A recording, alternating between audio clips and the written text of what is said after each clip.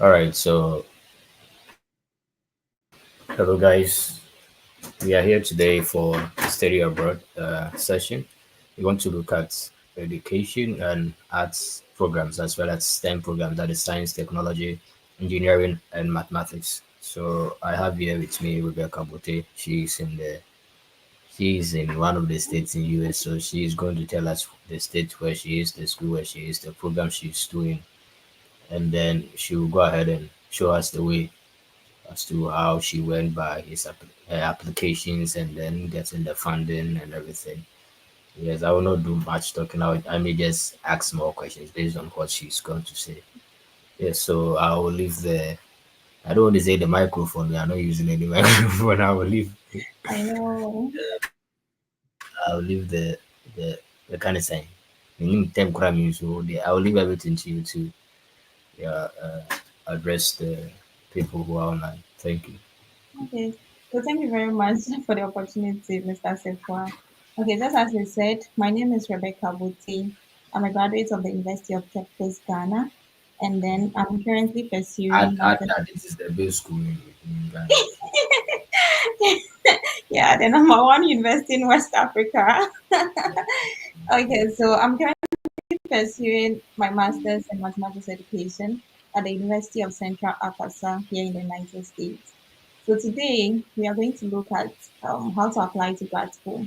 But before that, I'm also a graduate teaching assistant at the Department of Mathematics here in the here in UC, that's University of Central Arkansas. Yeah, so we Okay. are looking at how to apply to graduate school, and specifically, we are going to look at how to apply for STEM programs. Now, STEM programs has to do with science, technology, engineering, and mathematics. And then I'll say that we have a lot of universities here in the United States that offers STEM-related programs because STEM programs are one of the best programs you can get. Yeah, so there are a lot of universities here in the United States. And I've also prepared about 25 universities that offers full funding for STEM related programs. And 25. Oh, yeah, okay. I have even more like 50 to 100 schools. But then for now, I have Eish. 5 schools. It's as if why you can reach out if you still need more schools. Yeah, so some of the fields and No problem. I think the audience will have for it, so okay. we'll get the list later. Okay, that's good. So some of the fields in science that you can get here in the United States are physics and astronomy. We have chemistry. Some schools name it biochemistry. We have biological sciences. We have soil sciences, plant pathology, animal science, food and nutrition, molecular biology, biostatistics. This is just to mention a few. We have a lot of science programs that you can reach out to, medicine, nursing, a lot of them. Now, when we come to the aspect of technology, we have computer science. A lot of universities offers programs in computer science, masters in computer science, PhD in computer science. We have software engineering. We have cyber security. We have data mining and intelligence systems. We have data science. We have artificial intelligence. We have blockchain technology. In fact, a lot of them. And so, one thing about the United States is they don't want you to just come and then pursue just one field or like a generic kind of program. Whatever specialization you want, there is always a school or a lot of universities that offers them. So you have to search depending on your interest on what particular field you want to venture into, and then you apply to it. That's all. So with engineering, we have like mechanical engineering, we have geological engineering, we have civil and environmental engineering, chemical engineering, industrial engineering, biomedical engineering, among others. These are also not limited. And then one thing too is like a particular university will not offer all these programs, and so that is why you need to search very well on the kind of program you want to read. You can go to a particular school and then all they do is just mechanical engineering and geological engineering, sorry, and then let's say you want to do civil and environmental engineering, and so you have to search for a different school that offers that particular program. So you can also be wanting to pursue, let's say, computer science, but a particular school doesn't read computer science. What they do is cybersecurity or maybe blockchain technology. And that is why we have a lot of universities in the United States. So don't limit your search. some of us, all we do is just go to YouTube. Okay, they said University of Central Casa funding is there, oh, then we are all applying. Yes, but Yeah, I think that thing really happens to a lot of people because we yes, have a lot of we people, do that. YouTubers around. Most I don't know if it's a work that everybody dreams of when they travel to. I had my YouTube channel, and I don't actually do study abroad. I teach like maybe economics, mathematics, Oh, statistics, and okay. I also maybe talk about the word of God sometimes. Maybe probably in coming months I may go more into teaching the word of God and maybe have the prayers. But we are doing this for a church, and I don't want the situation where somebody will come and ask me, how do you apply for schools? That's why I just decided to do it on YouTube. So if anybody asks me, I'll just say, go and watch this video. Yeah, So I think as that's also as we are very talking, good. I want us to be as real as possible.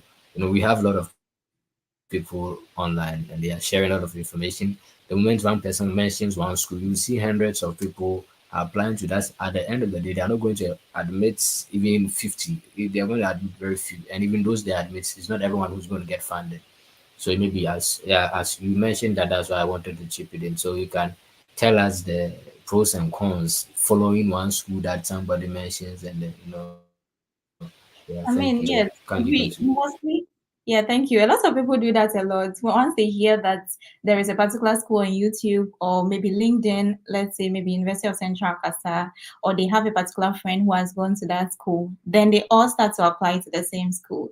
But one thing you should also look at is now most of the universities have this diversity and inclusion where they are open to people from all over the world.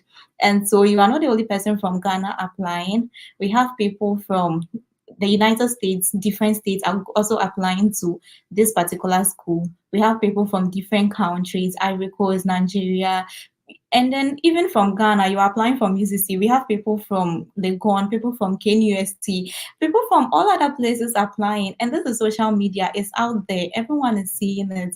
And so a lot of people are going to apply. The question is, are they going to admit over 1,000 people in the school? The answer is no.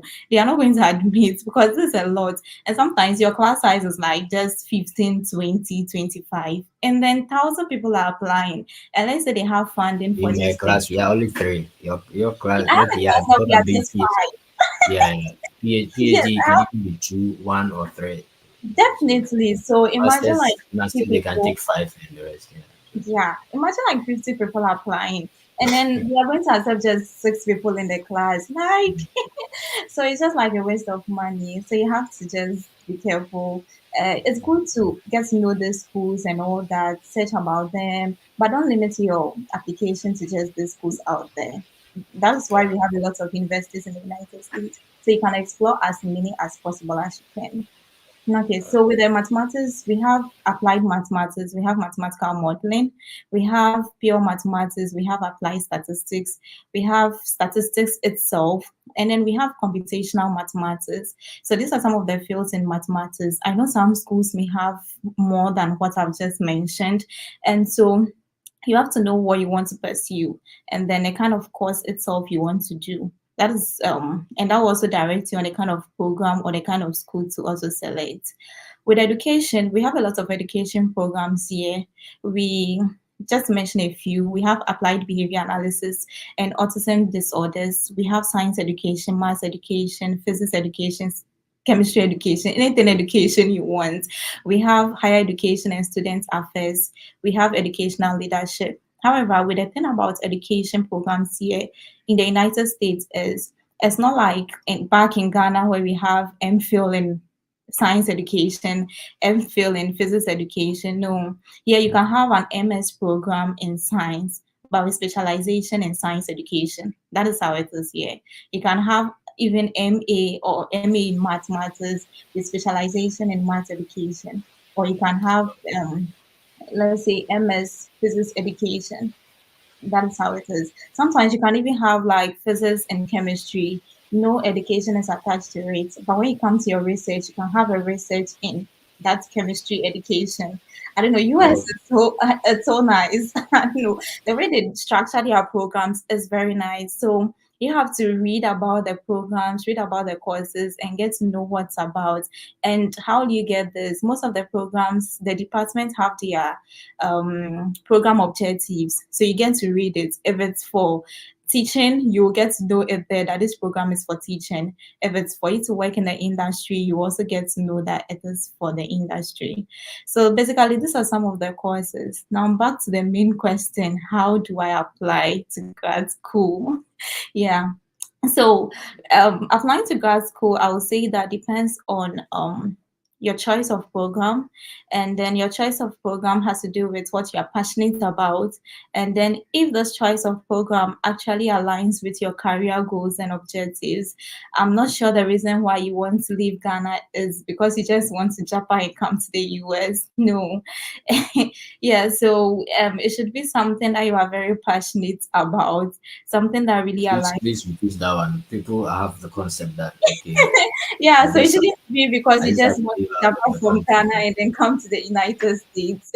It should be something you're very passionate about. Why do I say this? Because at the end of the day, you are here to study, and then they are looking up to you to exceed, like do very well in your studies. So if the main idea for you traveling is just to chapa from Ghana, and then you're coming to the program that you are not passionate about, you don't have interest in, you're not going to do well in the program. Yes, so before you even think of selecting a program, it should be something that you are very passionate about. Ask yourself, what's my passion? What do I want to do in life? What are my future goals? What are my professional goals? Where do I want to see myself in the next 3 to 5 years? These are some of the questions. If you're able to get answers to, that is when you get to know that, okay, I want to do mathematics. What kind of mathematics do I want to do? If you want to remain in academia, then you know that masters in mathematics education will be good for you. If you want to go into the industry, what kind of industry do you want to go to? So that's where you get to know, okay, I want to limit my scope in statistics because I'm not the calculus type and I feel like I can do well in stats more than the calculus. So that way you'll be able to know that, okay, fine, this is where I want to be. And it also applies to the science and technology and all the courses or fields that I mentioned earlier. Now, aside getting to know what you're passionate about or whether this course is going to align with your career goals, the next thing is to look out for schools in the United States that offers this choice of your program. You can just go to Google and then search for programs in the, or universities in the United States that offers maybe computer science with graduate assistantship. Very important because if you just say universities, it's going to give you a whole lot of lists about universities in the US, and some of them do not have like scholarships. So you can just be more specific with Google by adding that you want those that offers like scholarship or graduate assistantship. That way, you're going to get specific schools. Then you click on the schools one by one, and then read about the courses, and then every information you want to check out for. So that's another way. Another way is also the YouTube. Get to know some of the schools that people post out there. You can also get schools from LinkedIn. Yeah, LinkedIn. A lot of people post schools on LinkedIn. And you can also get schools based on recommendation. Someone can recommend a school to you. Oh, this school, I'm in this school and I feel like they did a lot of people. There is funding, so I think you should apply. I know some people who are here based on recommendations. Yes, I came based on Google. Yes, Google brought me here. Yes, it wasn't based on any recommendation. Google actually brought me here. It's because I used Google to search for my school. I personally didn't want schools that were already out there. And even if I know that I have a friend who is in a particular school, I already applied to that school because I feel like a lot of people will be applying there. So I want schools that So a lot of you were looking for the schools that like people were not really paying attention would to. me that Yeah, that it's was what I was actually doing. That was my almost an trick. advantage. That was my trick. Yeah, And even if I start applying and I go to LinkedIn, I see a lot of posts on it, I won't apply again. So my because first, you're afraid that a lot of people apply and then you not get yes, picked. because I know it's out there. And imagine like views are around like 2 million, 1K. It means a lot of people have seen the school and people are going to apply. So the chance of me winning, I just feel like no, I'm not going to apply. So basically Mm. that is what I do. But however, you can also get information from LinkedIn. Get information because some schools do post it that they need people from people who want to come and pursue a graduate program in your school. I know some universities post it, and that's a very good resource for you to get schools from and then apply. But then don't just limit your search on those schools. You can as well try schools that are not maybe mentioned on LinkedIn or maybe YouTube. Yeah. Another thing I want to look at is if you have a lot of people don't really talk about this, but then I'm going to talk about it. So you can also limit your search if you have special health condition. Yes, like extremely special health condition because of the weather here. Sometimes maybe your health conditions will not allow So you what to. term did you use again? What did you say? Special health condition. Yeah. What does that mean? Me, I don't Well, know. I I don't mean, mention it for some yeah. health cases, but maybe I have some friends who are like very specific on the kind of schools they want to apply to because their doctors actually told them they can't be in certain conditions or Or yeah, certain weather conditions like you don't have to be if they are in a place that snow out or one has it. road, a lot of snow falls there and all that.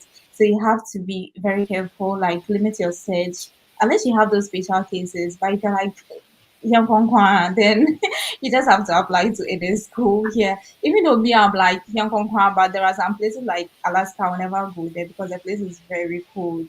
Like we have some places in the United States that I'm not sure I can be there because it's extremely cold.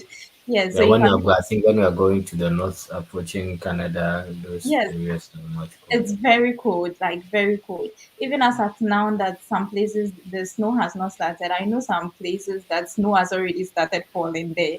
A friend from Montana State has already started experiencing that. And I'm like, hey, it's October. Yes. So you can limit your search if you have the special health conditions. I mean, you are not That limited to means that if you want to look for schools, if you want to look, you have to consider a whole lot of things yes, a like whole lot your of health. Don't just go in that you want to move out of your country. no, you have to consider a whole lot of things. And this is so dear to me. If you have very special conditions, I mean, US accommodates a lot of people. Those with special needs whatsoever, you are allowed to come and pursue your graduate program. But then US is a very big place. And so if you think you have a very special health condition, you may have to check the weather in every state and then try to figure out where you would want to be so that when you come here, you don't get affected. Now, another thing is acceptance rate of schools. Some people also don't check that, and they see schools around. Okay, then they start applying to these schools. Some of these schools have like acceptance rates of like 6%, 8%, 20%, 30%. I mean, What does that one mean? So explain that to yes, me. I'll explain that. We have acceptance rates to like 90%. I mean, I have a school here. Okay, so my school is 91%. Louisiana, Eesh. yeah, 91%. Louisiana State is 89%. North Dakota is 96%. I know some schools that have acceptance rates of like um 30, 50, and some even have 100%.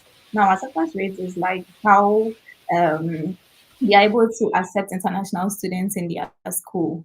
So you may have to check about it since you are applying to a university here. It's some accept just few people into their school. Some are open to a lot of international students. Like they are open, they have like 90, a higher acceptance rate, which means they accept a lot of international students. So you may also have to check that because sometimes we don't know. We can apply to schools and the acceptance rate is like 10%, 13%. And we feel like we've submitted all the documents and everything we need to submit, yet we are not getting admission.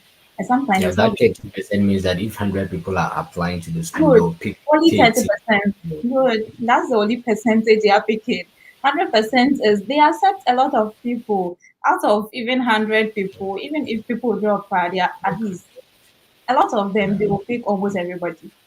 Everybody. So that's another thing you would have to look at. So my school is 91%. It means So that like how do someone checks the how can I check the acceptance rate of a school maybe that I've heard about? How do I do that? okay, so we're talking about acceptance rate. Now, if you go to Google and you just click on the school, University of Central Coast, I'm using my school as an example.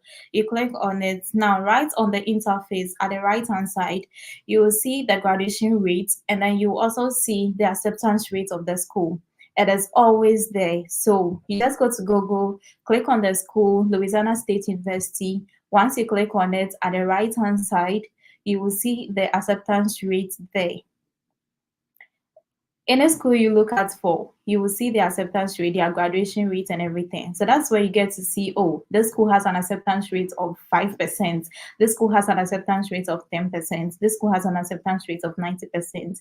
However, you are not limited to applying to schools that have like 5% or 7%. I want to share your kindly mention the name of your school again, then say University of what? Okay, University of Central Casa. Wait, the University of what? Central what? Central Alcasa. Uh, we may say it's Ancasas. Yeah, before I came here, that's how I was mentioning. Good, right there at Okay. the right hand side. Yeah. Good. So we have the acceptance rate there, 91%. Great. Okay. Good. Yes. Okay. So Let that's me one. stop sharing my screen then. So you continue. Yeah. Yes, so that's an example. Thank you very much, Mr. Sephora. So you see Okay. the acceptance rate right on the screen. So that way you're able to tell, okay, this school accepts a lot of people, this school doesn't accept a lot of people. However, there is no problem with you applying to schools with low acceptance rate. But then if you're applying to, let's say, 5 schools and you're applying to a school that has an acceptance rate of like 3% or 10%, also apply to schools that have very high acceptance rates, because I know people have dream of going to Harvard, dream of going to a lot of big schools in the United States, and then you are not limited to applying. Um, everyone deserves to go to the schools. Yes, you are not limited. You can actually get admission and funding to the schools, but they don't limit your application to just the schools. That is what I want to emphasize on. So thank you very much, Mr. Sibuna. Okay, so after getting to know the acceptance rate of these schools, what else do you need to look out for? So you go straight to graduate program. Now you already know the program you want to. As if you can go back to the school so that I do this. Well, okay, I'm coming. Let me share. Let me present. Present share screen. I'm gonna share entire screen.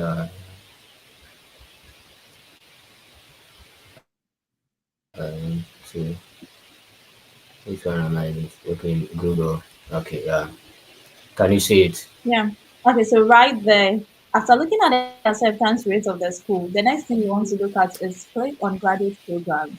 So right there is graduate programs. So on graduate Okay, programs, you are coming to pursue a master's or a PhD program, and all of this falls under graduate programs. So these are some of okay, the courses. Good. These are some of the courses that the university offers.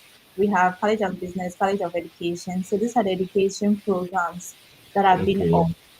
Arts programs Advanced studies ones. in teacher. Okay. Yes. Educational leadership, yeah. Leadership and Um. information technology, school counseling. Yes, there are a lot of them. Please move down. College of Great. Health and Behavioral Sciences fall under the sciences. And so we have a lot there: exercise science, communication, we have nutrition, nursing, we have physical therapy, we have Yeah. psychology. Yeah, a lot of them. And under College of Science and Engineering, we have applied maths, we have biology, computer science, geographic information systems, and then mathematics education. Good. Okay. All right. Thank you very much. So in this case, if I want to, maybe if So I'm interested in mathematics, I can just hit on the click maybe on, so apply one, if you're interested in applied maths, you just click on the program. As you said, now you applied already know maths. the program, so you just click on it straight away. So you want to Okay. pursue applied maths, you click on applied maths. Okay, and this is the admission requirements. They take a minimum of 2.7. Yeah, Wow. I can't see, we can't see. You can see it. No, Okay. I think I have to share that screen. Let me share that particular screen for where you see the admission requirements. Graduate school. Yeah. So this is the we have. I've already shared this one, right? yeah, So I have to share the other one. Please forgive me for My trespasses. Yeah, I think that's it. So here we have the admission Good. So requirements. here So we this is have, the yes. So right yeah. after you've selected a program you want to pursue, the requirements comes right after. You get to know what the program is about, the admission requirements. So basically, most schools take 3.0 GPA. However, my school takes 2.75. Wow. Yeah, my school takes 2.75 GPA. So we have, So if someone even has a lower, the person can apply yeah, you can apply. and pray for And then funding. That's the most important. you will get funding. Yes, my school gives a lot of Okay. funding. You will get funding. Yeah, you Yes, have so to give us basically some. the requirements are here, and we have assistantship. There are limited assistantship available that Yeah. provide tuition assistance as well as monetary stipend. So they What take do care of what your do you tuition. mean by monetary stipends? Maybe you can So explain. one thing about grad school is with a graduate assistantship, they take care of your tuition, and at the same time as you work for 20 credit hours, and then they pay you like they give you a stipend. The Oh, stipend okay. comes in the form of money like dollars. Okay. Yes. So that's basically that. And then in my school, the most common one is the teaching assistantship. However, we have some schools that they are graduate assistantship. They have like graduate assistantship, graduate teaching assistantship, and they also have graduate research assistantship. So if So you don't, basically, you have walked us through how to do the application, as in search for the school, search for the program, read about the. I think yeah, when you go to the program website, even they have the program information, the contacts of the coordinators, you yeah, know, those who are interested in sending emails to the cold emails, whatever they call it. I'll be talking Okay, about let's continue. Yeah. yeah. So now, please, you can go back. Okay, so what do you want me to present now? No, nothing. It's fine. Okay, all right. Okay. Thank you. Okay, so now apart from all this we've gone through, we have general requirements that every school accepts when you want to pursue a STEM program. Now, the general requirement is a 3.0 GPA. As for that one, it runs through every school. However, we have some schools that accept like low GPA, like 2.7, and then maybe 2.8, less than 3.0. However, the minimum that every school accepts is a 3.0 GPA. Okay, and apart from that, another requirement is the GRE and then the GMAT. GRE and GMAT is something you can't really run away from when you want to pursue a STEM program. With the Is it GRE, compulsory for all the schools in the US? so with You the can get GRE some. and GMAT, it's not compulsory for all the schools in the United States.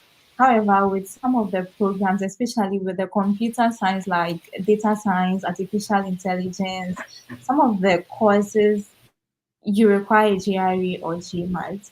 Notwithstanding, we still, Did you write GRE? no, I didn't write GRE or GMAT. Notwithstanding, we uh, still have schools that do not accept it. So you need to know what information you have and what information you are willing to give out. So if schools accept, if you want to pursue, let's say, mechanical engineering, and then they accept GRE, GMAT, then you have to be specific when you're checking on Google. Schools in the United States that offers maybe mechanical engineering with graduate assistantship and does not accept JRE and GMAT. So like be very specific so that you get schools in the United States that do not accept so did GRE. you tell us how to? Can you repeat that? Maybe you are giving an info how to search for that Yeah, particular universities it's course. just a normal stage. Anyhow you want to put the English.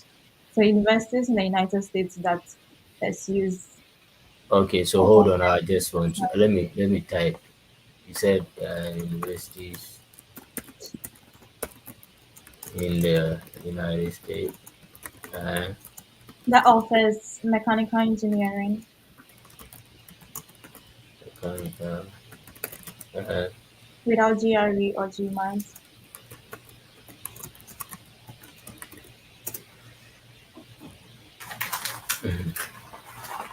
yeah, so I have some.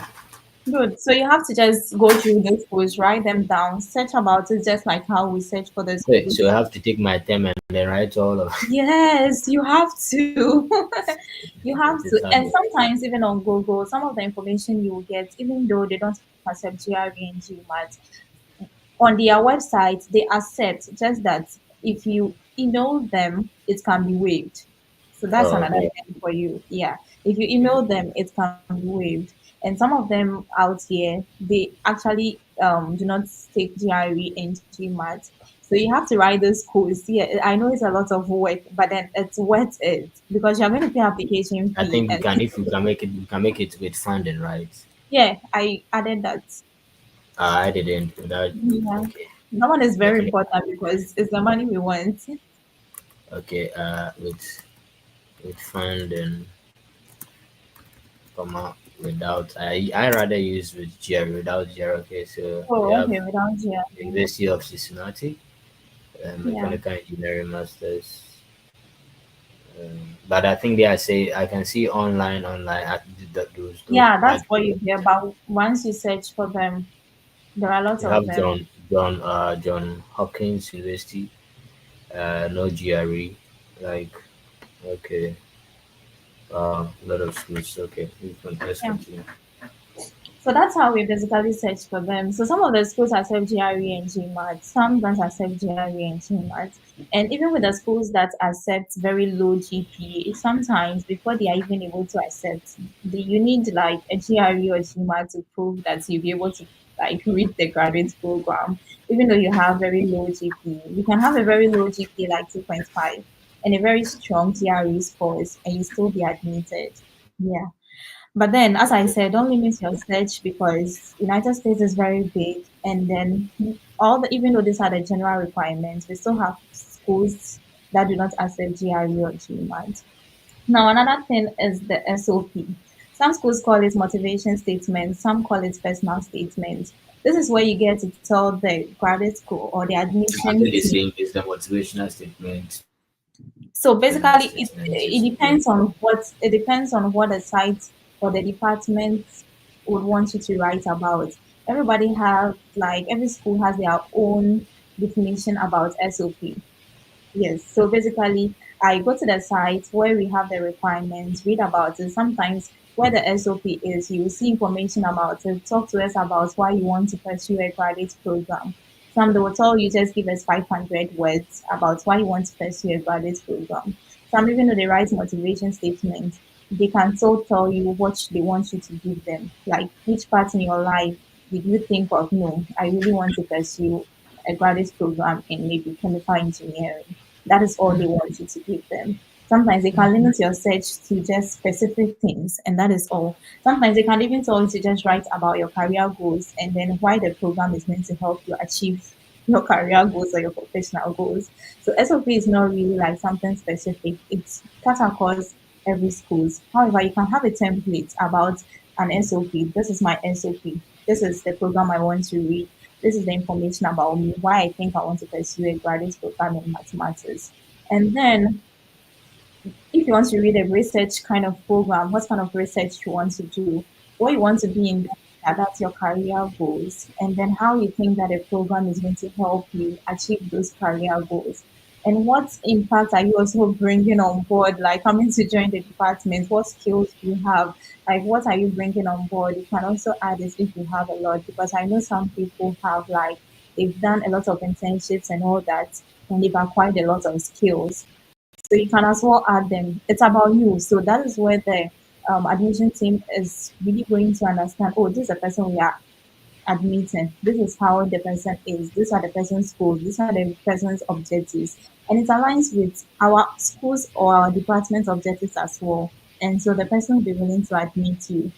And so writing an SOP, I would say you can look for someone to review your SOP for you, go through it, edit, do all the errors, error checking and everything. Make sure you have a very captivating SOP that will draw or catch the attention of the admission committee because that's really important. And another thing I would say is avoid the use of ChatGPT in writing your SOP. I know this is something we can't do both. Avoid the use. Use of Are you trying ChatGPT. to say we should not even get ideas from You ChatGPT? can get Or ideas. you are So, saying but in typing we have to like write it in our own language, so right? SLP is basically you want to tell them information about you. I know people who go to ChatGPT and then like get all the information Okay, so write, was it write an SOP for a master's program in mathematics to the University of Central Akasa, and they'll write a whole lot for you, and they just copy it like to Word document and they submit it. Like that is what I want you to avoid. Yeah, you don't have an idea about what an SOP is. You're allowed to go to ChatGPT and then look at a sample, look at how they write it, and then channel it to yourself because you are trying to communicate information about you. So you have to be very I specific think and I was personal. I saw some WhatsApp message. One guy sent an SOP using some AI, and I think the school ran the AI check, and they emailed the guy that they realized that the guy used AI to write the SOP. So they are giving him a second chance to write the SOP, and but if they catch him again, they are going to nullify everything. I At mean, least this is he very was even lucky to get the yes, second chance. yes, Yes. even lucky to get an email like telling you to rewrite it again. Most schools do not even do that because like master's program is not joke, like it's not a joke. And you're using AI to just draft everything and you're sending it to them. They have AI detector that they can just check and know if you use an AI or not. And so if you just go to ChatGPT and they give you all the information and you just copy everything and send it to them, then I'm not sure you really want to go to school because they will not admit you. It's just one like or two schools, like the guy's school, that will just reach out. And even reaching out, it means that maybe your recommenders really said a whole lot of things about you and your academics is also very good. And they feel like, Yeah. no, this person, we still need to keep him or her. But apart from that, a lot of people wouldn't do that, especially if they have a lot of or a pool of applicants applying to the school. They won't do that. So that's one thing I also avoid the use of AI. You can use it as a guide, all right, but then don't depend solely on If you it. say avoid, that avoid is where the issue we can't avoid. I But know, I we are know. not saying they shouldn't use it. Yeah, so They you can can use use it it, to you get some can use it, ideas but then as in how to get draft, but ideas from type it. it. They should make it real. Like they should make the writing real. Like it should be from there. Yeah.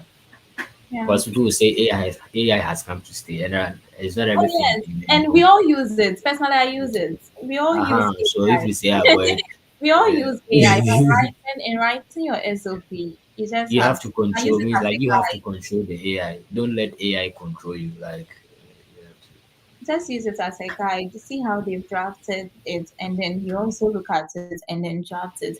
Make it as personal as you can. And then another thing, do not lie in your SOP. If you don't have a particular skills, don't add it to your SOP that you have those skills because yeah, so like just be real. Unless you want to learn those skills before coming, don't add it to your to. Why SOP. Like you lie and you come, are they going to give you a chance to do oh it to yes, show them? because also they have high so now you've indicated that these are the skills that you have and they believe that okay, the people we are admitting should have this kind of skills. That's perfect. Now they give you a graduate program to do and you are suffering. You can't do the program. Even common word, Excel, you can't do it. Even how to operate a laptop, you are even struggling with it. Like you are in class and everybody's using a laptop and you can't even operate it. Like these are the We'll go to YouTube. Professor YouTube will teach us how to use laptop. So yeah, so if you are going to learn them before coming, that's fine. But then just don't lie. There are certain skills. I know people go extreme to mention a lot of skills like Python, whatever software applications that they feel that they'll be able to do. Meanwhile, they can't. You can't even create a website. Yes, you add it in your SOP that you can create a website, and your program coordinator is like, oh, even in your SOP, I think you can do it. Can you create a website? And you're like, and just then, like, no, you now have to even make calls. And imagine if he gives it to you to take home and do it. That is very perfect because you can reach out to friends back home or wherever to yeah, guide you. But if you're going to do it with him, that's going to be very terrible. Yes. So do not yeah. have your SOP. Just be real as Just give an excuse that your stomach is you have stomach pain, so you want to use oh, and you go and make no. a call fast before you go back to the office and Even you a call just cannot even help you on how to create a website. Like it takes a whole lot of like days and oh if I say I am sick, so my can get 30 minutes to do something. but well, I would advise that you don't do that. Like, be very honest, very honest. If you think that the skills are something you will learn before coming, it's fine. But do not lie in your SOP. Do not lie in your SOP. Just be very real. These people, they understand is, and whatever you put out there, it make meaning. So do not lie, because when you lie and you come here, you struggle, honestly. Another thing is the resume or CV that talks about your experiences, educational experience, whatever, your skills, and I also say in your resume or your CV, do not lie in your resume or CV, especially with the skills aspect. There are certain skills that we add in our CV and resume that we think that, oh, it's going to make us like the admission team are going to feel like, oh yes, let's admit this person. But then when you come to real world, you can't do them. So as for the CV and resume, a lot of schools take CV and resume. It's just one of the requirements. And even in Ghana, even when you're applying to jobs, they take CV and requirements. So just have an updated CV. Then another thing is the letters of recommendation. Most schools take 3 letters of recommendation. So the recommender should be people who can talk about your desire to pursue a graduate program. Now, another mistake that we do is with the recommenders, we just feel like, oh, recommendation. Let me just get this. I learned this person gives a lot of recommendation. Let me go to him. I learned this professor in business department gives a lot of recommendation. Let me go to him. No, recommendation should be coming from people or professors who can speak about your ability to pursue a graduate program. And another mistake we do is an example, you want to pursue, let's say, mathematics, right? Let's say a master's in mathematics, and then you're looking for recommendation. Now, my 3 recommenders, one of them taught me critical thinking. Is it The Professor? second, sorry, Is it Professor no, or I'm the just giving an example. No. The second person maybe is my pastor, and then he taught me maybe he didn't even teach me, but he who teaches taught me you theology? it's good. And then the third person taught me, let's say, counseling. Now, these are professors, all right. That's very good. These are people who know you. That's also very good, and they can speak. But then the problem is, would they be able to tell if you are ready to pursue a graduate program in mathematics? That is it. Okay. Even though they are like So you professors should in be the you should you should you should be tailored towards the specific program that that you is are. it. And that's the mistake most of us do. Like once we want recommendation, oh, like my pastor can do recommendation for me. Like that's good. I know this lecturer. This lecturer taught me com skills. So he's going to do recommendation. Meanwhile, the program you're applying to is mechanical engineering. Now, among all these 3 people, who among them can really speak of your ability to read mechanical engineering? That is where the question lies. And so, with a graduate committee reviewing your application, even though your transcript is good, and your professors are speaking very good about you, they still don't know if you'll be able to pursue graduate program because they know when you come, you'll be able to speak English. Yeah. They know when you come, you'll be able to think critically because the person taught you critical thinking. However, for you to be able to do well in a graduate program like the mechanical engineering or applied maths or medicine or social science, biological science, what have you, they don't know. And that's what we should also take into consideration. Now, that is why you have 3 letters of recommendation. So let's say you want to pursue mechanical engineering. One should be someone who taught you something relating to mechanical engineering. Good. Or you can have 2 people speaking or 2 people coming from your department who taught you mechanical engineering. And the third person can be any other person, your pastor, someone who taught you critical thinking, someone who taught you counseling, any other person. Maybe your boyfriend or your girlfriend. No, you can't use your boyfriend or your girlfriend. Now another thing, What if my girlfriend is a lecturer? She can write that. no. You Another said the thing person to should know me. The person should know me, the so person should she knows me. no, the person knows you as no, not that Assifuah. So we have 3 letters of recommendation, and sometimes maybe you have completed school for a long time, and then maybe you are working because I know those watching this is a YouTube channel, and we have people from different parts of the world watching this channel, and so maybe you are working, you completed school for a very My long channel time. is for only Ghanaians, so I don't have for it. A lot of people will trust me. So we have people from all over the world. Sorry. So what I'm trying to mean is you have people who have graduated school for a very long time, and then they are working currently. Okay. So that one with the letters of recommendation, one, because you come to, you may be looking for funding in the aspect of a graduate assistantship. Okay, now you can let your boss at your workplace do a recommendation for you because he's able to tell whether you'll be able to work or not. Then aside him, you should look out for your professors back in school who have really taught you the program that you want to specialize in, and let a person do the recommendation for you. However, if you want to divert your program, let's say you did mathematics and then you want to do maybe higher education or student affairs. In your school, I'm sure you did some generic courses that has to do with maybe education, higher education, maybe counseling or any other thing. You can look out for one of the professors in that department since that is the program you want to pursue, and let one of them do recommendation for you. Because if all your professors are mathematics professors, now you want to do a graduate program in, let's say, higher education, and then these people are going to speak of your ability to do any graduate program in mathematics and not higher education. And so we have to look at this when we are looking for recommenders. It shouldn't just be professors who have the title and are able to speak about our ability to pursue. No, it should be specific based on the program you want to study. That way, because I'm saying this because I've had a couple of friends who applied to schools and then they didn't get admission. And then some of the program coordinators were nice enough to email them and then tell them that the next time you apply to our school, let your professors be from your department. That way we will accept you because we don't really know if you'll be able to pursue our graduate program. So you have to check that as well. Then another thing is a transcript evaluation. Transcript evaluation, a lot of schools in the United States accept transcript evaluation. Transcript evaluation has to do with converting your transcript to suit the US standards because you are coming from different parts of the world, and then the way you calculate your GPA is different from how the US calculates their GPA. Some people have years of 4.5, 4.0, 3 point something. And in the US, even though it's even 4.0, they have their own criteria of 4.0. And so some schools don't have like a way of trying to convert to see if you meet up with the minimum requirements. And so they request for transcript evaluation. Transcript evaluation does all the necessary evaluation and then helps you see your results like how US standard is.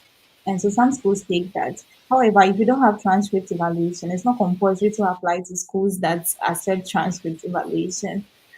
My school, So for that means instance, that even is it applying to this, you have to research, you have to know whether the school is taking transcript evaluation or not. evaluation or not? Yes, my school like this accept transcript evaluation. Most of the schools I applied to accept transcript evaluation.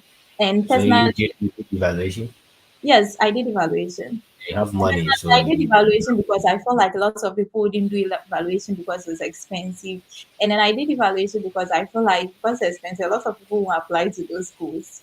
And since it's not on yeah. YouTube and it's not on LinkedIn, I'm good to go.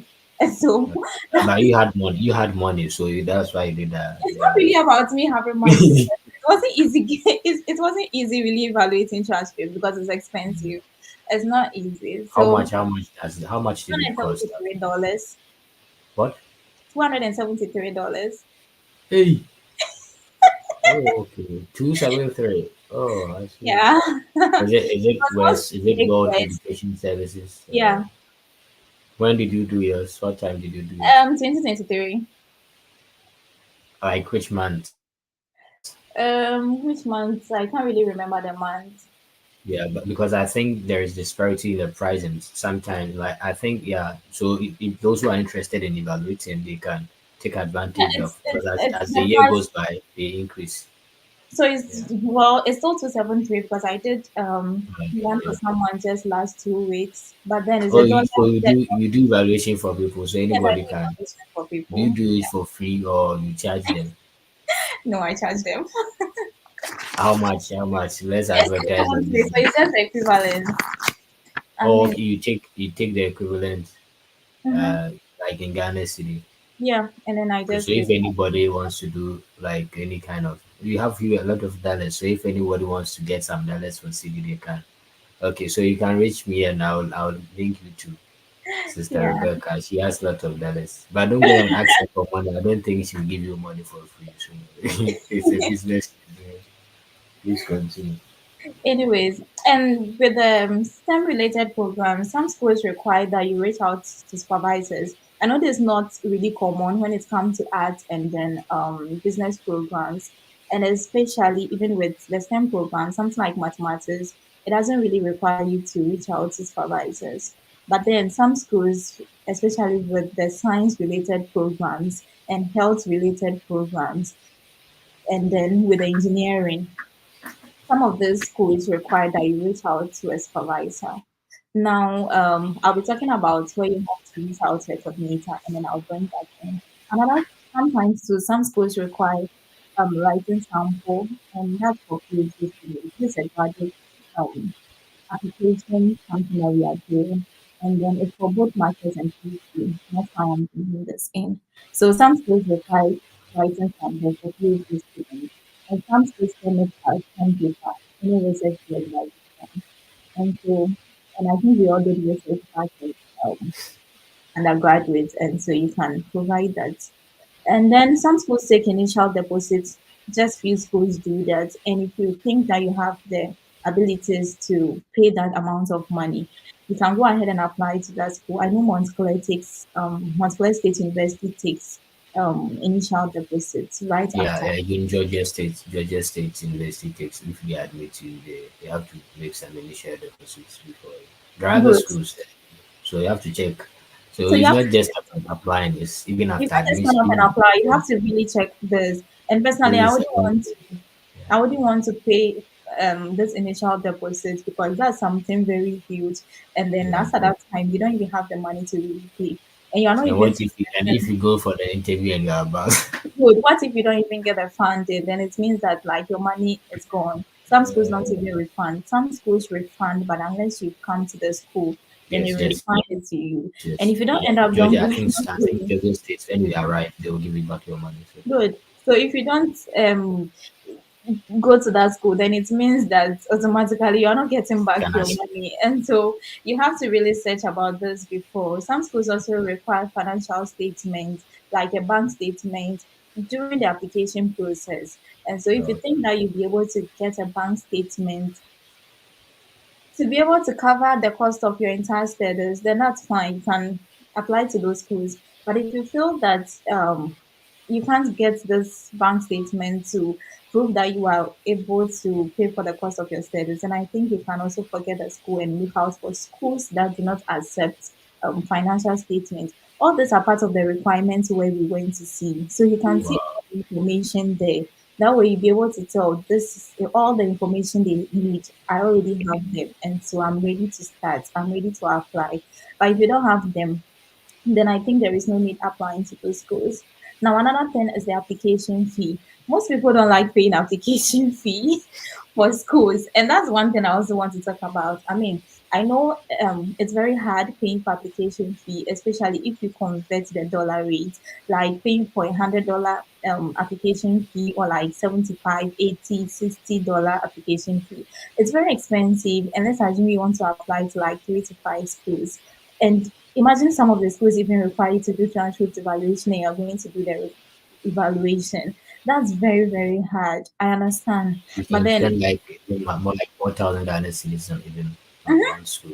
yeah, Assuming the school is taking the transcript evaluation, because right now I think $250 is more like 4,000 Ghana cedis. So if you are paying 273, that's already about 4,000 plus the application fee, and after that's two weeks application. So you have to budget like 10,000 Ghana cedis and even beyond just for the process.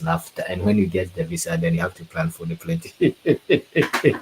so, That like money can it's a lot. It's a lot. And aside that, even the transcript evaluation, every school you are going to send it to, even if you do the evaluation, the schools are not even going to accept it from you. They will still yeah. request that you send it directly from West. And West is going to take like $42 before they send it to the schools. So imagine you're applying to 3 schools. Every school is you are going to pay like $42 for each school. At the same time, you're going to pay for application fee. That's a lot Mm. of money, like a lot of money. So with the application fee, I would say that don't focus more on application. waivers, or maybe schools that waive application fee. Why do I say that? Because it's out there. Once they are waiving application fee, they advertise their school. It's open to everybody to apply. You are not the only one seeing it. And then a lot of people are going to apply to the school. Yes, it's possible you are going to get admission, all right. But the question is, what about funding? You can be so lucky to get funding as well. But then just don't limit your search, okay? Just don't limit your search to this particular universities that waive application fee. If you're applying to 5 schools, you can apply to like 2, 3 schools that waive application fee, and then 2 to 3 schools that waive application fee, and pay for the application fee yourself. That way, you have high chance of getting admission and funding. Then Then are you another trying to say that if I get a waiver, I'm not going to be admitted? Maybe then no, you may you may be you admitted, will but you will get admitted, but then the problem is about funding because a lot of people are going to apply. I mean, if you have a um, 3.9, 3.94, 3.99, definitely they'll pick you because you have very good CGPA. Yes, but if you don't really have a very strong GPA, you should know that you're going to don't have to play. So do. don't have to play with the big boys when you are applying to those schools. Yes, you're going to have a lot of competitors, and then people are also coming to apply. You're not the only person, so you should like just limit your search. If you're applying to free schools, apply to schools that are also not free, and then pay for application fee as well. And then after you've gone through the website and checked the requirements and everything, you have to look out for the graduate program coordinator. In our search, I think Ms. Assifuah made us see it. It was part of Yeah, the site that we saw from my school. Yes, so the graduate program coordinator, some call it department chair, program coordinator, program administrator. They have names. Every school has a way of mentioning it. But basically, all that we know is program coordinator. So you can look out for the program coordinator's email and then reach out to the program coordinator. Now, with sending of cold emails, you have to avoid being generic as possible as you can, like emailing and saying you're an international student from Ghana or from Ivory Coast or from Nigeria, and then you want to inquire about the program. That's all, and that's it. And you want to know about funding because we want funding, so you want to know about funding. This is very generic. If I'm the program coordinator, I'll just go to the site and look for the link and then send it to you and tell you to go yeah. back and Some of the coordinators do that. They yes, will just I'll do tell that you go to. They will give you the link that you can because the information is out there easily on their find. website. You have like you are supposed to read and then get to know what the department is about. If like get to know all the information you need before you even reach out. So reaching out to a supervisor, you need to be very specific, like to the program coordinator. You need to be very specific. You can just tell the person you are an international student from Ghana. Maybe you went to so and so, you graduated with a GP or so and so. You've gone through the website because you're interested in a graduate program in maybe mathematics. However, you want to find out if maybe GRE or GMAT is accepted. Maybe because you didn't see the GRE and GMAT there. So that way the program coordinator knows that like you've gone to the site, you've read it and all that. So the program coordinator will be able to tell you, oh, we don't take GRE and GMAT, so you are free to apply. And you have a good GPA. So I think we'll accept you into our program. If it's funding decision you want, aside asking for GRE and GMAT, you can also be specific and ask if the department offers graduate assistantship to all students, or and then if you have to apply them separately, or it's part of the application process. Because with the graduate assistantship, I know some schools that you have to apply it separately, and I know some schools that it comes as part of the application process. For example, my school is part of the application process. We don't do anything separately. There is a part in the application process that will ask, do you want assistantship? You just have to tick yes or no. Yes, If and you ask me why will I take no, well, I we have guess. people who actually take no because they have all the means to pay for Hey, affiliation for their tuition and everything. why one wo to galamsey wo Ghana no good money. Yeah, You can pay. so yeah. So yes, so you have to be very specific so that you'll be able to get all the information you need, and then also be sure about funding decisions. Make sure you ask about funding very well from the program coordinator. Get to know if they have funding. The reason is I've had a lot of emails where I've emailed program coordinators and they are like, "Oh, we have funding available, but this year we want to give it to only PhD programs." That's all. And that's why it's very important you email So the. when you get that message, don't even bother if you For apply me, for I won't master. even. I'll just say thank you very much, and that's all. I just, I just pack Yeah, my things and go. Yes, we have people who also be like, we have funding. Our funding are limited, both masters and PhD. We are not giving funding this year. Our advice you apply in 2026, and I want to go to school in 2025. So definitely, I want to apply. I'll just say thank you very much for the feedback. And that's all. And we have some program coordinators who will tell you we have funding available. And then we encourage you to apply, just that it's competitive. As for competitive, everyone will say that. Yeah, so it means that they have funding available. So you are good to go with the application. And I've emailed people where they'll be like, Rebecca, your transcript is not good. Like when you apply, you're not going to pick in our department. And I'm like, thank yes, you. yes. I think yeah, some of them they will tell you point Yes, blank all of them that will tell you. Yes, so don't sometimes I just don't add my GPA and everything. It doesn't mean I have a bad GPA because the same emails, I still have some schools that will be like, Rebecca, you have a very good GPA, and I think when yeah. you apply, we are going to accept you. And I'm like, ah, Yeah, every good. school have their This is limits. the same point. Good. Your Every level school with their your level requirement. It is doesn't mean that's it. It doesn't mean you are a bad student. No, every school has their own requirements, and most of the schools I had this with are schools that I wanted to pursue like pure maths because I wasn't really getting maths education programs, and I understand them because I don't have like a lot of maths content as part of the courses I yes. do in Yeah, they UCC. look at I think they look at That one of and the schools I wanted to apply to in Canada. I sent them everything. I wanted to do a PhD in financial economics. They told me, "Oh, I can go ahead," and then I think that one was purely economics or like PhD in economics. They told me I can go ahead, blah blah blah. I applied, and then they denied me, and I went to the email of the professor. I was like, when I before I applied, I emailed you. You told me you looked at the transcript. You said I could go ahead. So why did you then uh, deny me of the admission? He was like, most I don't have enough more courses in economics.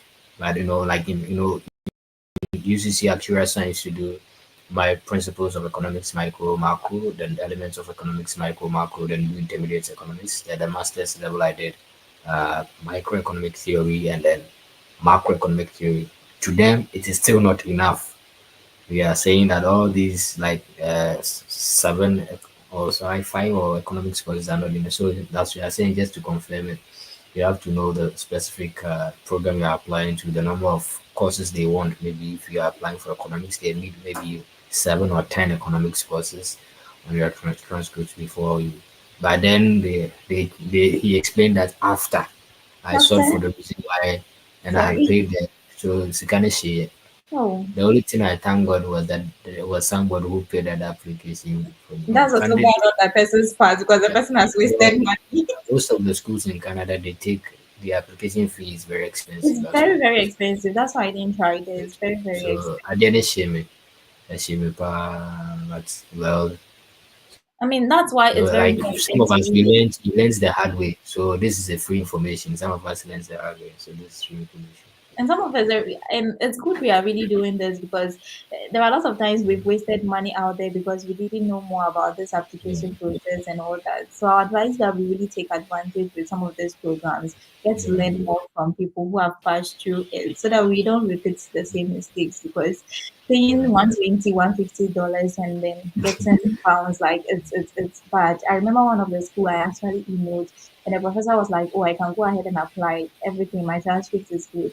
I paid application fee, submitted my application, and he emailed me that there is no space in their program. And I'm like, what? There is no space in your program. You knew there is no space in your And then program. Yet they you went didn't ahead. apply. Like it's a lot. So we just have to take some of these things into consideration. Always make sure you email the program coordinator, get all your information you need about GRE, about GMA. Don't wait till like you are applying and you get to a point where you are stuck and then you realize that, oh no, this could take GRE and GMAT. And so I can't go ahead with this application because you don't have the requirements. No, always make sure that you get like you do your homework very well, ask the necessary questions you need to ask, but make sure you are not generic. Like, don't go too general because the information is out there. So you should be specific. If you want to know if you can reach out to supervisors, go ahead and ask. After going through your website, I would also like to ask whether I'm supposed to reach out to a supervisor before applying. for the graduate program. And I also want to know if with the funding, because they've already stated they have funding. So you want to know if with the funding you have to apply separately or you have to, as part of the application process, because some of the schools do not add that on their website. And so that way you are very specific. So a program coordinator reading your message knows that you've already got to the site and you've read a lot about the program you are coming to pursue. And so this is just some information you want. And that person will be willing to assist you. That way the person like will do everything possible to give you all the information you need. But if you go to the person like very general, that way the person will also go to the site and then copy the link and then give it to you. And you will still not get the information you need because the link the person is giving you is basically what you forgot to read and you are back to the person's email. So let's be very specific as much as possible. And then wait till you get a feedback from the program coordinator, especially with funding before you go ahead with your application because that's very, very important. Because sometimes you can finish the application and now you receive an email that they don't have funding in the department. And that way it means that the money you paid is just waste. Unless you have money to pay your fees and everything, which me, I don't have money to pay. Yeah, so that's one thing you can look out for. And your application process, always seek advice. There are lots of people that are ahead of you that are pursuing a program you want to pursue. Reach out to them, let them guide you on how they went through. Join programs like one of these programs which we've organized, and then try to learn from people. Get all the tips you need so that you don't make mistakes. This is the last one that we have done. This is Oh, the last one okay. we're going to do. Yeah, so you I can. like how you've done it. Like it's a systematic how to search for those schools, like what to look out for. You've done it through. Then we have. I'm just waiting for the lists. That's what people Yes, like. so yes, so I'll add a list right after the questions, and then let people review your documents for you, your SOP, your CV. Let people like those who are ahead of you. You can even go to your professor, any lecturer, your supervisor, anybody to review your application for you. Those from AGCM, from UCC. I know a lot of people have gone to that D and some other lecturers in AGCC to review their SOP for them. So you can also do the same thing. Let people review your SOP and then your documents for you. And with Can the they also bring it to you to review for them? No, I yes, don't you, have to, but maybe. wow, I also don't have time, but then if you reach out to I know me, I I have some will. people. People reach out to me, and there are some I even I help. But I think I Yeah, have to I also, I have to give a caution. One guy told me I edited the SOP for him. He came back to me said he needs he was applying to one school. They needed one page, so I have to go back and then we do everything for. It's like I am doing it. Please, for if you come, you. No, I will insult you. What the come out there tell? so with the SOP, you should have At a least draft. You can do draft something. You something bring it. And and hand then it. reach out to the Yeah. person. Let the person go through and review, and then the person can do the necessary corrections for you. Sometimes, because I really also want you, one day you can also advise people about it, and so I just do the corrections and tell you to go back to do it. Then you bring it, I read it. Then you go back to do the corrections. That is what I basically do. But then I'm open. You can as well reach out, even though I don't really have time. But then I'll make Are you time. supposed to pay? Are you supposed to pay when they reach out No, to you? no, no. It's So that one is free. Okay. yeah, no, You should have some services. it's free. And then about recommendation, please speak to your recommenders ahead of time. I know lots of us complain about our recommenders that they don't do recommendation early. Make sure you speak to them very early. Now, with STEM related programs, application for fall semester opens in August. And then the deadline is not like That means that if for fall application are like they've started like already. August. I know people have already submitted applications. Application is open. It So was if open. you are waiting for December or January, And one thing you should also, which I'll be talking about, let me just talk about it, is deadlines. Deadlines. We have priority deadlines and we have the normal deadlines. For what STEM is related, priority? for STEM related programs, priority deadlines in general are deadlines for funding decisions. That's the deadline that all submitted documents and everything Has are an they active. as at that time, so if they say December 4th is a priority deadline, it means that anybody who apply after December 4th do not get funding. It's possible you get but maybe admitted. yes, you'll be admitted, no, definitely, but then you will not get funding. Once it's within the normal deadline, you would be admitted. Just like you will not get funding. So you should pay attention. And all these things are on the sites where we went to. So pay attention to the priority deadlines. The priority deadlines will help you know whether, oh, you are supposed to submit your application on time. And another thing is with the STEM related programs, the priority deadlines are mostly November and December. Sorry to say Oh, this. Yeah, it does. Most schools are November, December. It's just few schools that you get that in January. So I'll advise you, we are in October, about to enter November. If you are yet to start your application process, please do that as soon as possible. And with recommenders, try to reach out to your recommenders very early so that you don't put pressure on them. I mean, like you have a whole lot of time to prepare for your application. Don't wait till last minute before you now reach out to your recommenders. Sometimes we wait till we're about to submit the application and we now reach out to our recommenders and we want them to use us within like 1 week or 2 weeks to just or even 3 days or 2 days to just write recommendation for us. Don't forget they are also lecturers and professors and they have families, they have work to do, they have workshops to go to, and you are not their only students. We have people from different places who are also reaching out to them for recommendation. So make sure you give them a lot of space. Now, this is what I do. Once I'm very certain about this particular schools that I'm applying to, open the application, I go straight to recommendation and add my list of recommenders there and submit it. Before I start inputting my name and details, looking for money to pay for application fee, trying to draft my SOP, update my SOP, trying to update my CV and everything. Why do I do this? Because I also give my recommenders space to be able to do the recommendation for me. So by the time I finish doing all the details, trying to gather money to pay application fee, and also by the time I put all the resources together, including my SOP and everything, it's almost like within like a month and the recommendation has also been submitted. It means the lecturer okay. also So has what like you do is that you go to the application portal and you go straight to straight recommendation. to recommendations, Then submit the put names, in yes, details. and I Mhm. submit Before it. you That's then go back to start the first, second stages, then once at I'm least by the sure time of you the are done, space. the recommenders might have also sent you. Good, because That's good. sometimes you don't even have money to submit. So you can have money like after a month when you started applying to the school, or sometimes even within like 2 months before you finally get the money. So by the time it's 2 months, your recommenders have also submitted a recommendation. So people are always asking me, you have lecturers who are always writing recommendations for you, and I'm like, no, the person used like 2 months to write recommendation because I started the application very early, sent the information very early. And then that way I wouldn't pressure you. I wouldn't like send you a lot of emails to bother you. I give you the space to do your recommendation. I give myself the space to also do the application. And so by the time I finish the application in the space of 1 month, you are also done within the space of 1 month. That way there is no pressure.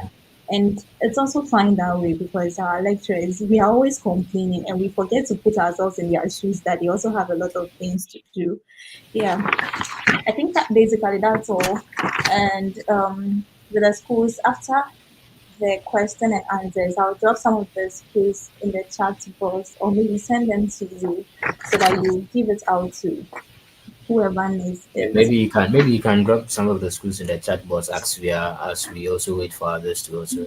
Ask We are questions. taking for the sake of time. Maybe we can take like 3 questions that we answer it because you have addressed most of the. If we see that the question has already been addressed, the person has to go and watch the video from the scratch because we don't have to repeat whatever we have said already. So please, Yeah. if those watching, if you have a question, you can ask us. You can ask on the chat comment session, and you leave your question there. I'll read it, and then she's also going to type some list of schools that you can consider. Is it for mathematics or is No, for for all programs, all STEM programs. all STEM programs? Science, technology, engineering, mathematics. Okay. Yeah. So we are waiting for some questions. As even as we type, if no question comes, then we can quickly close it. So as we are waiting for some questions, there is one thing I have to chip in. Now, those who joined or those who may watch the entire video from scratch to finish later. Uh, as you have heard, you can see that the thing is not an easy work. It involves time, it involves money. So it's not something you want to, okay, I can see it's not something that you want to just go in and then I think this is a private, it's a private chat you sent to Rebecca. You sent to me in a private chat. I don't know Oh, if you can okay. leave it at the comment section. So it's not something you just go in and then you apply. You have to take your time. Let me just give this word. It's not everybody who's meant to travel. I know some people will not like it. It is not everybody who's meant to travel. I'm saying this because we are talking from the Christian perspective. Life is we have different destinies, we have our divine purposes. If God has not said you will travel, don't force yourself and waste a lot of money in this traveling thing.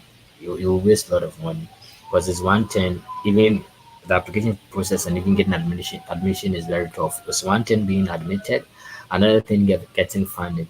After you've gotten the funding is another thing applying for your visa, and another thing being granted a visa when you go for. So because some people can get admission, get a funding, and they will be denied at the embassy, means they cannot come. But one thing I believe that if God has said that you will travel, though you may have some struggles, but when the time is due, you get the school, you get admission, you go for the interview. When the time is due, you get the visa approved, and then you travel. Sometimes even when you get to the United States, your point of entry, if there is any error, they can even send you back to your country. So, and when, let's say, by God's grace, you've entered successfully, it's also another thing excelling in your program. So it's not just about packing your things and leaving the country. When God has not said you should leave, don't rush ahead of time. Wait and relax. Okay, but if God has said we should move, then we have to trust Him that is going to give us the grace and ability to be able to excel in the program. So even when you enter in the things are tough, you can always run back to God and say, Chairman, you told me to come, or you gave me the opportunity to come. I'm struggling. I need your grace and ability to be able to excel, and God will also see you through. Some also, after finishing the program, they struggle for job.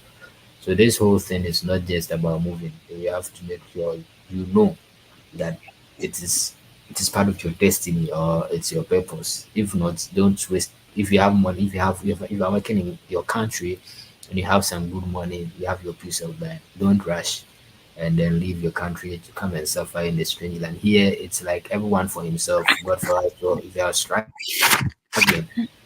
even your next neighbor may not be able to help you. So these are real things that people don't really talk about. Yeah. So if you know you don't want pressure, you want party, a party time here, people can be indoors. You may even see your friend only maybe on campus or church time. You don't have time to go and visit your friend, maybe go and eat that and. So you have to, and as she was talking, she even mentioned about the special health, whatever. You have to check the state. So it's a whole lot of things. So please and please don't just rush. Yes, we know some people may want to rush and then apply. I just want to sign, like, just give a word of caution that take your time and trust the process. Yeah, some of us it took years. We started a thing many years ago. We got some acceptance, we got some rejections, but we were holding on to the word of God. It got to a time we wanted to forget about even the traveling, but because we were led or directed, and at least me, for instance, I once had a school that I was led not to go for this at a point. Some people were thinking that it was a foolish decision I took, like you've gotten admission to a school in the United States, and then you are saying you will not come. So I had to, it's a whole lot of things. What I'm trying to say is that pay attention because we are speaking to believers. So make sure whatever it's not every opportunity you take. Okay, so I ignored that one that they gave me full funding, and I think after that year I applied to a lot of schools. I was getting rejections. I was like, I had one who gave me admission and funding, and then God said I shouldn't come. Now I'm getting rejections. So like, yeah, but when the time is due, God will open a greater door for you. So this is to encourage those who have been trying and trying. Don't give up, don't give up. If surely it is you've heard, you are convinced that you're supposed to do. Not you are convinced because your friends are not. You are convinced that the people doing you are convinced, that God has something for you to do here. yes, you can go ahead. But if you're not convinced, don't throw your money away. That 10,000, over 10,000 Ghana cedis can start a business in Ghana. You can even buy a plot somewhere, then which you can sell later. So that's what I would say. I don't think we have any question. Yeah, I don't know Or, if you can. I think I'm having issues sharing the schools. I've sent them to you. You can just drop them in the chat. I don't know if you can see uh, the schools. well, where did you send it? Did you send it to me on WhatsApp or Yes, on WhatsApp. let me go to WhatsApp and then You load can you just here. share it. I'll just drop it in the chat. I've copied Okay, so it. I saw. Okay, so I think right from the question, someone is asking, "What's your school?" Okay, so I'm in the University of Central Arkansas. It's in Conway, the state of Arkansas. So you can also check. We have other schools here. University of So Arkansas. I've pasted the list of schools that you So shared with that's me. with low GPA schools. And so Okay, I sent another one. I've seen the acceptance rate or whatever. So Yeah, let me you can drop that see. one as well. Mhm. Okay, someone is answering respectfully. So I'm trying to read the question. So these are some schools. Respectfully, with respect to class, a second class lower a red flag for applying. No, not at all.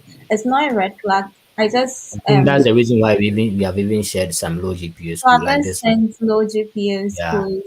you That's can see on your screen less now, right? 5 years. We have schools in the Mm. United States that has set like 2.5 even GPA.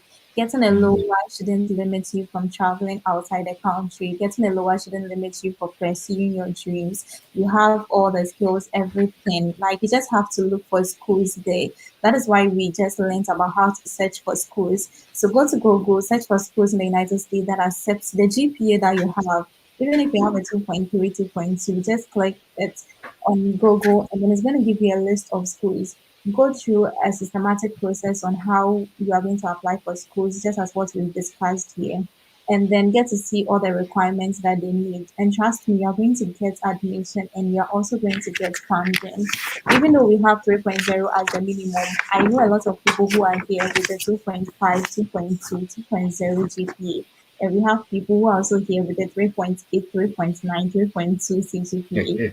It's actually open to everybody. Do not limit yourself. All you have to do is just make sure um, you have all the documents, all the requirements, you are reading, getting to know the requirements of this school, and that way you'll be able to apply. But apart from that, that shouldn't limit you.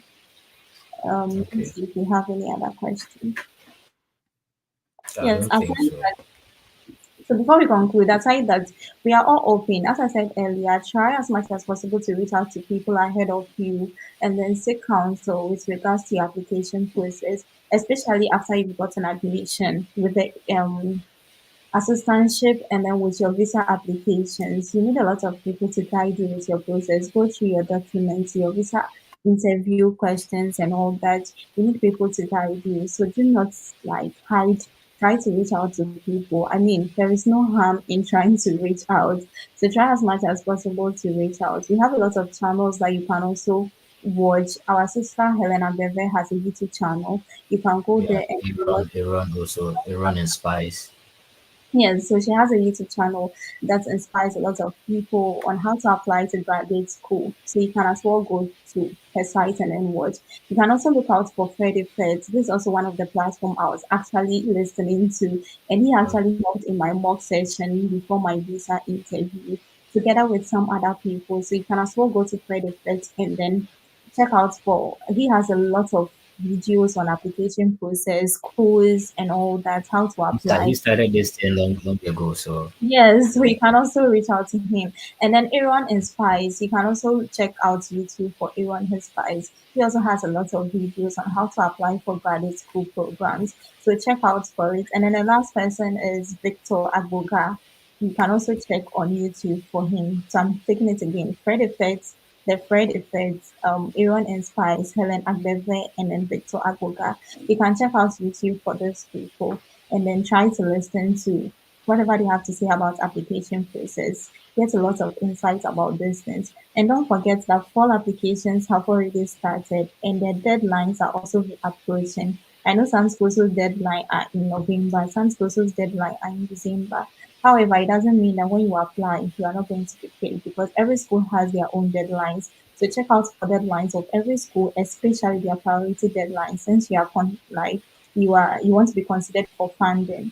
So check out for these deadlines and make sure you are applying within time. If you think your transcript, for those who are yet to complete UCC, who have started reaching out because they want to apply, if you think your transcript is not yet ready, please wait till your transcripts are ready, or you can reach out to the schools and tell them that you'll be graduating in December or January, so that if they can give you a timeline to submit them, they will give you a timeline to submit them. But make sure you've done all the necessary homework before you even do any application. And all I'll say is the best time to plant a seed was yesterday. And then the next best time is today. So please take a bold step and then you will never regret it.